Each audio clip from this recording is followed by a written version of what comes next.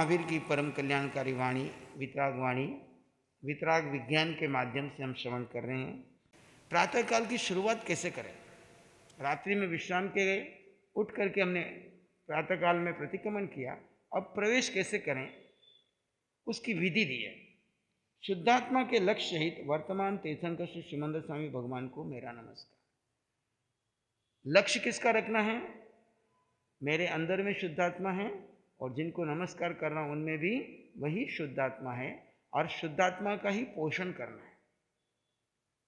चाहे मैं पर की स्तुति करूं, चाहे किसी स्व का ध्यान करूं, केंद्रीभूत कौन है? अपने भीतर रही हुई शुद्धात्मा, उनमें भी शुद्धात्मा।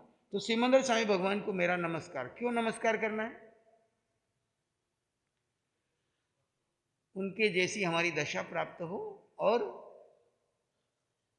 उन्होंने जो पा लिया है वही मुझे पाना है। वो पहुंच गए, हमारे से 2 कदम आगे हैं, उसको हमारे को नमस्कार करने का मन अपने आप हो जाता है। कहता नहीं हो कि मुझे नमस्कार कर, लेकिन उसको गुण देखते ही हमारा हृदय उसके आगे झुक जाता है। तो अरिहंत परमात्मा जो वर्तमान में महाविद्य क्षेत्र में विराजमान है। आपके मन में प्रश्न होगा, महावीर स्वामी को वंदन क्यों नहीं करे, सिमंदर स्वामी को यहाँ क्या से ले आए? बहुत सारे लोगों के मन में शंका होती है। लेकिन भगवान महावीर ने ही हमको आज्ञा दी कि मेरा आयुष्य पूर्ण होने के बाद आप भरत क्षेत्र के जीव, यहाँ पर कोई अरिहंत आएगा नहीं, तो अरिहंत मान करके किसको नमन करेंगे, किसको वंदन करेंगे? क्योंकि अरिहंत तो सशरीर है, अशरीर नहीं है। तो सशरीर के लिए उन्होंने हमें सिमंदर स्वामी भगवान की वंदन आज्ञा लेने की छूट दी है कि ईशान कोण में हम उधर मुंह करके क्यों करते हैं कि उधर ईशान कोण है। भगवान सिमंदर स्वामी सशरीर वहाँ पर विहार कर रहे हैं, विचरण कर रहे हैं। जैसे भगवान महावीर यहाँ पर विचरण करते थे, समोषण लगते थे, साधनाएं होती थी, लोग केवल ज्ञान पा रहे थे, वैसे आज वहाँ पर भी पा रहे हैं। तो हम उनको नमन करें।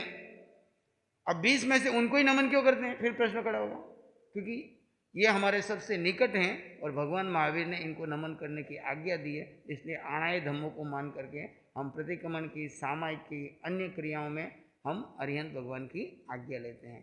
तो सुबह उठते ही सशरीर अरिहंत परमात्मा को भावपूर्वक ऐसे समझो कि वो सामने बैठे हैं।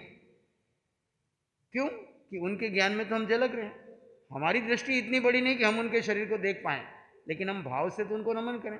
और भाव रूप में वो भी शुद्धात्मा है, मैं भी शुद्धात्मा है। जो शुद्धात्मा मेरे अंदर बैठी है उनमें और मुझ में कोई अंतर नहीं है। बस उन्होंने लक्ष्य पा लिया है, निकट पहुंच गए हैं और मेरे काम आने बोले वही है। कैसे मेरे काम आने वाले? क्योंकि जितनी भी अरिहंत वाणी आई है या आ रही है, अभी आएगी, वो अरिहंतों के माध्यम से आ रही है, भूत, वर्तमान और भविष्य में। तो इसलिए मैं अरिहंत भगवान को नमन करता हूँ, इसलिए कि मैं भी सशरीर अरिहंत बन जाऊँ। 5 बार कम से कम भावपूर्वक नमन करना है। उठ बैठ करके तिखोतों के पाठ से वंदना करो, बहुत उत्तम है। जिनका शरीर साथ देता है, उठते ही 12 वंदना अरिहंत भगवान को करो। 12 नहीं कर सको तो कम से कम 3 तो करो ही करो, है ना। और जब आप सामायिक में बैठ जाओ तो वहाँ भावपूर्वक अपने हृदय में स्थापित करके 5 बार, केवल गिनती पूरी करने के लिए नहीं, भाव वो और आप एकाकार हो रहे हैं और भावों में जाकर के नमन करते हैं। फिर उसके बाद आचार्य भगवान को मेरा नमस्कार। अभी वर्तमान में उनका पट्ट कौन चला रहे हैं? यहाँ पे आचार्य भगवान चला रहे हैं। तो समस्त आचार्य भगवान को नमन करते हैं। जिनके प्रति आपकी आस्था है उनको हम 5 बार प्राप्त मन वचन काया से उनको नमस्कार करें। और फिर प्राप्त मन वचन काया से इस जगत के किसी भी जीव को किंचित मात्र भी दुख न हो, दुख न हो, दुख न हो। अब हमारी प्रार्थना क्या है कि मेरे को जो मन वचन काया मिला है, अब इसका उपयोग मैं कैसे करूं?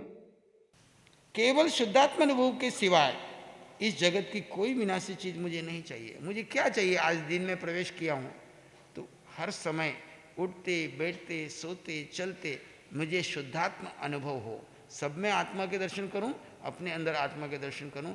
इसके अलावा मुझे विनाशी चीज कोई नहीं चाहिए। क्यों नहीं चाहिए? आत्मा को रोटी चाहिए, कपड़ा चाहिए, मकान चाहिए, वस्तु चाहिए, पैसा चाहिए। हम प्रार्थना करें हमें कुछ नहीं चाहिए। ये प्रार्थना कौन कर रहा है कि मैं आत्मा हूँ और मुझे आत्मा का अनुभव ही चाहिए। सब में आत्मा है और आत्मा ही साथ रहने वाली है और जो मुझे चाहिए वो सब आत्मा के पास है। इस शरीर को जो मिलेगा वो उदयकरण के अधीन मिलेगा। उसके लिए मुझे कुछ पुरुषार्थ करने की जरूरत नहीं।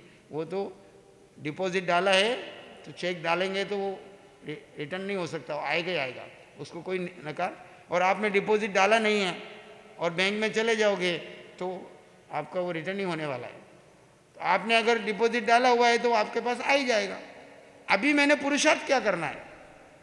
इन पुद्गलों के लिए पुरुषार्थ नहीं करना है। इस पुद्गलों के लिए मैंने ये शरीर नहीं लिया है, ये मैंने शरीर धारण किया है कि इस पुद्गलों का उपयोग करके मैं शुद्धात्मा अनुभव करूं, सतत शुद्धात्मा अनुभव करूं। मुझे किसी विनाशी चीज की आवश्यकता नहीं, तो विनाशी चीज के लिए पराक्रम नहीं करता, पराक्रम केवल शुद्धात्मा अनुभव के लिए करना है।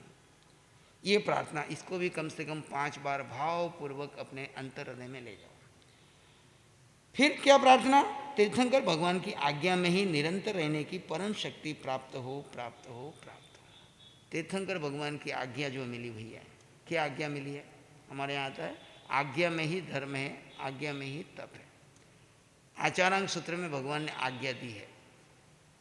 क्या आज्ञा दी है? पहले तो ये जानो कि मैं हूँ कौन, मैं कहाँ से आया हूँ और मेरा लक्ष्य क्या है। मैं कहाँ से आया हूँ मैं नहीं जानता, कहाँ जाऊँगा मैं ये भी नहीं जानता, पर इतना तो मैं जान सकता हूँ कि मैं हूँ कौन। आपकी क्षमता है कि नहीं इसको जानने की? इसके लिए ध्यान करना, इसके लिए चिंतन करना, इसके लिए गुरु के पास जाना, इसके लिए उनकी सेवा करना कि मुझे ये बोध करा दो कि मैं रियल में हूँ कौन। दुनिया तो मुझे ये मान रही है, मैं भी अपने को ये मान बैठा हूँ और उस मान को खड़ा रखने के लिए पूरी ताकत लगा रहा हूँ, लेकिन मैं रियल में कौन हूँ इसका मुझे बोध करा दो। जिस दिन ये बोध हो जाएगा आपकी अनंत काल का दुख की परंपरा खत्म हो जाएगी। श्रीमद् राजचंद्र ने कहा, जे स्वरूप समझा बिना पाम्यो दुख अनंत, समझाव्युते पद नमो श्री सदगुरु भगवान। अनंत काल से मैं दुख पा रहा हूं, किसके कारण? कि मैं कौन हूं ये नहीं जानता, मुझे अपना ही स्वरूप नहीं है। सारी दुनिया का 3 लोक का ज्ञान पाने को मैं तैयार हूं, लेकिन खुद के बारे में अनजान हूं, अज्ञानी हूं, और ऐसे अज्ञानी लोग ही दुनिया में भटक रहे हैं। तो गुरु से प्रार्थना कि मुझे स्वरूप का बोध हो जाओ। जब भी सदगुरु के पास जाओ, किसी भी गुरुजन के पास जाओ, तो एक ही बोध पाने की प्रार्थना रखनी कि मुझे स्वरूप का बोध हो जाए। और स्वरूप का बोध हो जाए तो उनमें भी वही स्वरूप देखना, मुझ में भी वही स्वरूप देखना। अब उसको पोषण करने के लिए स्वाध्याय, सत्संग, ध्यान, कायोसर्ग, प्रतिक्रमण, प्रायश्चित किसके लिए कर रहे हैं? अभी तक तो कर रहे थे, सब कर रहे हैं, मैं भी कर रहा हूँ। माँ बाप ने बताया मैं भी कर रहा हूँ, गुरुजनों ने नियम दिया पूरा कर रहा हूँ। अब किसके लिए करना? उस स्वरूप बोध में आने के बाद उस स्वरूप का पोषण करने के लिए, उस स्वरूप में रहे हुए उस केवल ज्ञान को प्रकट करने के लिए, उस स्वरूप की स्थिति में मैं निरंतर टिका रहूं। अभी घड़ी के पेंडुलम की तरह कभी आता है कभी जाता है, कभी अच्छा लगता है कभी बुरा लगता है। किसी ने बटन दबा दिया तो घंटों उसमें परेशान हो जाते हैं। कोई हमको चढ़ा करके अपना कार्य सिद्ध कर लेता है, कोई हमको गिरा देता है। हम लोगों की कठपुतली बने हुए हैं, पूरी दुनिया हमको चाहिए वैसे नचा रही है। और ख़ास करके कौन? आपके आसपास के 2-5 लोग ही नचा रहे आपको। वो जब चाहे आपको खुश कर देते हैं अपने कार्य सिद्धि के लिए, और जब उनका मूड खराब है तो वो आपके 2-4 बटन दबा देते हैं। वो तो डिस्टर्ब है, आप भी उनके साथ डिस्टर्ब हो जाते हो और फिर पूरा घर कैसा बना देते हो। और जब आपका घर नरक जैसा हो गया तो आपके आसपास रहने वाले को भी हवा जाएगी। ऐसा तो नहीं सारी हवा आप ही अपने पड़ोसी को भी आएगी, वातावरण में जाएगी, रिश्तेदारों में जाएगी, बच्चों में भी जाएगी, धीरे धीरे पूरा वातावरण। इसलिए सबसे बड़ा मैनेजमेंट क्या है? आज MBA की क्लासेस बहुत चल रही है, वो लोग मैनेज करना सिखाते। मैंने एक MBA वाले को पूछा, मैं तुम क्या करते हो, सिखाते क्या हो, MBA है क्या, थोड़े से में बताओ। तो उसने मुझे एक दृष्टांत देके समझाया कि महाराज ये एक बैग है, इस बैग में सारा सामान ऐसे ही भरा पड़ा है, इधर भी डाला, इधर भी डाला, इधर भी डाला। अब आपको एक चीज़ चाहिए तो आप 10 जेब टटोलते हो, 10 जेब टटोलते हो, और बड़ी मुश्किल से टाइम के ऊपर वो चीज़ मिलती है, नहीं भी मिलती तो पजल हो जाते हो। हम यही सिखाते कि किस चीज़ को किस जगह पे कैसे रखनी है। हमेशा हाथ आपका वहीं जाए कि ये वस्तु वहीं पड़ी रहेगी, और तुरंत अंधेरे में भी हाथ डालो तो वहीं से मिले। तो इतना जो टाइम वेस्ट जा रहा था वो टाइम बच जाता है। तो इतना समय बचाने के लिए हम लोग ये सिखाते हैं। अब हमको अपने आप को मैनेज करना नहीं आता, सारी दुनिया को तो मैनेज कर रहे हैं, वस्तु को मैनेज कर रहे हैं, परिवार को मैनेज करने की कोशिश कर रहे हैं, लेकिन खुद को मैनेज नहीं करना आता है। तब हम अपना गुस्सा किसी और पे निकाल देते हैं और दूसरों के कारण हम डिस्टर्ब हो जाते हैं। तो सबसे पहला मैनेजमेंट आपको यहाँ पे सिखाया जा रहा है कि पहले खुद कौन हो ये जानो और खुद को मैनेज करना सीखो। खुद कौन? मैं आत्मा, और आत्मा का भंडार क्या है? आनंद, शांति, सुख, समृद्धि। उससे भर जाओ, अब उसको बांटो। इस मन वचन काया से जो दुख बांट रहे हो उसकी जगह क्या बांटो? सुख बांटो, शांति बांटो, आनंद बांटो। तीर्थंकर भगवान की आज्ञा में ही निरंतर रहने की परम शक्ति प्राप्त हो। तीर्थंकर भगवान की आज्ञा में रहना, आज्ञा यही है कि छह काय जीवों की रक्षा करें, खुद को जाने, खुद को पहचाने और उसमें जीते हुए अपने को परिपूर्ण बनाने के लिए पराक्रम करें। नौ तत्व को समझें, जीव से लेकर के मोक्ष तक की यात्रा को करें। तीर्थंकर भगवान का वितराग विज्ञान यथार्थ रूप से संपूर्ण सर्वांग, केवल ज्ञान, केवल दर्शन और केवल चरित्र में परिणमन हो, परिणमन हो, परिणमन हो। तत्व पे मेरी पूरी श्रद्धा रहो। तत्वा श्रद्धा नाम सम्यक दर्शन। तत्व के प्रति पूर्ण श्रद्धा रहो कि पूर्ण तत्व मेरे को प्राप्त हो। और भगवान की आज्ञा जो विधि बताई है, छह काय की जीवों की रक्षा करते हुए 5 इंद्रियों के ऊपर मैं संयम करूं, 4 कषाय को जीतूं, है ना, और 5 पाप से निवृत्त हों। इस प्रकार से मन वचन काया को वश में रखते हुए मैं अपने लक्ष्य की ओर आगे बढ़ूं।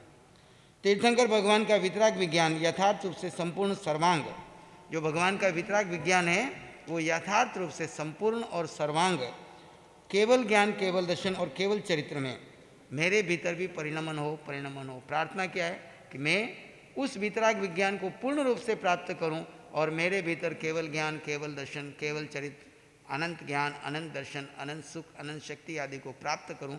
ऐसी प्रार्थना करने से जो प्रार्थना करोगे वो आपको मिलेगा। आज तक आपने, हमारी प्रार्थना ही संसार की थी, हमारी प्रार्थना ही विषयों की थी, हमारी प्रार्थना ही अर्थ की थी, हमारी प्रार्थना ही परिग्रह की थी, तो मिला सब, और उसका परिणाम क्या हुआ? हमारे जीवन में आदि व्याधि उपाधि आई। अगर आपके जीवन में शांति चाहते हो, चित्त में शांति चाहते हो, समाधि चाहते हो, तो शांति समाधि के लिए प्रार्थना यही है कि शुरुआत सिमंदर स्वामी भगवान को नमन करो, आचार्य भगवान को नमन करो। फिर इस जगत में मैं किसी जीव को भी किसी प्रकार से मुझे कष्ट न हो और मुझे कोई विनाशी चीज़ नहीं चाहिए। एक ही प्रार्थना है कि उठते बैठते बंद आंखों से गहरे ध्यान में शुद्धात्मा का अनुभव करूं और जिधर जाऊं सब तरफ आत्मा के ही दर्शन करूं, अपनी आत्मा की पूंजी बढ़ाऊं और भगवान की आज्ञा में रह सकूं, ऐसी शक्ति और केवल ज्ञान, केवल दर्शन और केवल चरित्र की मेरे में परिणमन हो, ऐसी प्राप्ति हो, ऐसी प्रार्थना।